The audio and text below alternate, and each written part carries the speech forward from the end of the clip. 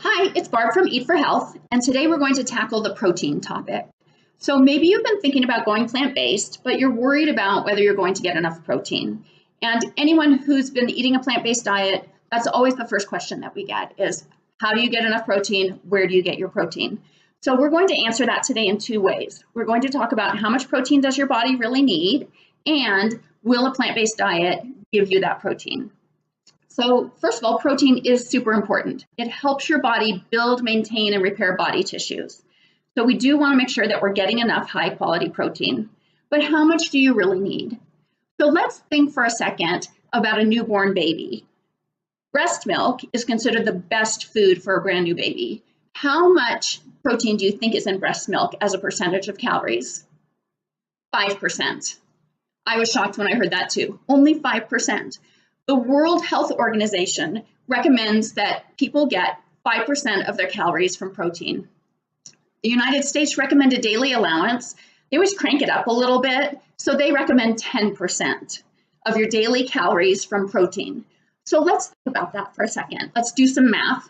If you're on a 2,000 calorie a day diet, what does that mean? So if you go with the 5% range, that means you're getting about 100 calories of protein, or you need 100 calories of protein, which is about 25 grams. Or if you're going with the 10% range, that's 200 calories of protein or 50 grams. So you want to live between that 25 and 50 grams of protein for your daily requirements. So the average American ends up getting about 17% of their calories from protein. So that means you're consuming about 340 calories of protein or 85 grams, which is 3 times the recommendation of the World Health Organization. So what does that mean? Let's talk about meat protein versus animal protein. So meat protein or animal-based protein is considered a complete protein because it contains all of the amino acid profile that your body needs to grow. So what that means is if you're consuming animal protein, it's really efficient at growing your cells. The problem is that means it's also really efficient at growing cancer cells. So when you look at plants, they have a different amino acid profile. They have something called a limiting amino acid profile, which ends up being protective to your body. And back a while ago, we thought, well, you have to combine foods to get all your amino acids. You don't have to worry about that anymore. If you're eating enough calories with a variety of food, plant foods, then you are getting enough protein. So you don't have to worry about that. So what happens to all this excess animal protein then that people are consuming? If you are in that 17% range, people actually consume a lot more than that, then you are stressing your kidneys, your liver, your bones, and there's a strong relationship between animal protein and diabetes, cancer, and heart disease. So think about adopting a plant-based diet. On my website, I'm going to put a bunch of resources for you so you can do more reading about this, so you can see where I've gotten this information if you would like to read about the science. So you, first of all, don't need a huge amount of protein. We've gone kind of protein crazy. So the next question is, can you then get the protein that you need from a plant-based diet?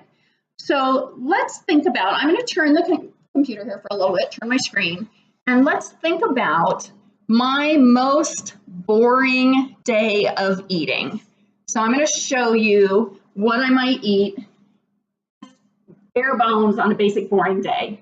So I might start out with some oatmeal. Oatmeal, if I'm doing a half a cup dry, it ends up being about a full cup in my bowl, 5 grams of protein. I'm going to put some fruit on it. So that's another 2 to 3 grams of protein because I put a lot of fruit on it. Then for lunch, maybe I'm going to have a green salad, mixed greens, about 2 grams of protein. I'll throw half a cup of chickpeas on there. That's 7 more grams. And then I found these things at Costco. These are really yummy. We take them on car trips. They're great on the go. But this is a quinoa mixed with some artichoke and roasted red pepper. So this has 7 grams of protein in it. Then maybe for dinner, I'll eat some pasta and put some sauce on it. So the pasta has about 7 grams of protein.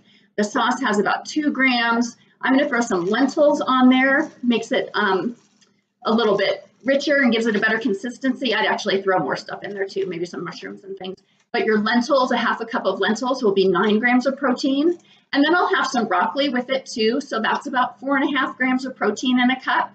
So for this whole day of plant-based eating, I would have consumed 45 grams of protein, which is plenty of protein. The one thing I would not have consumed with all of this is saturated fat and cholesterol. So you can get enough protein from a plant-based diet, and you're getting lots of vitamins and minerals and everything that your body needs, and you're eliminating the things that your body doesn't need: excess protein, cholesterol, saturated fat. So hopefully this has convinced you to maybe try a plant-based diet, or at least a couple of plant-based days without worrying about whether or not you're going to get enough protein. So thanks for tuning in. Please subscribe to my channel. If you have a topic that you'd like me to talk about, post it in the comments, and I'd be happy to do the research for you and make a video. So we'll see you next time. Thanks.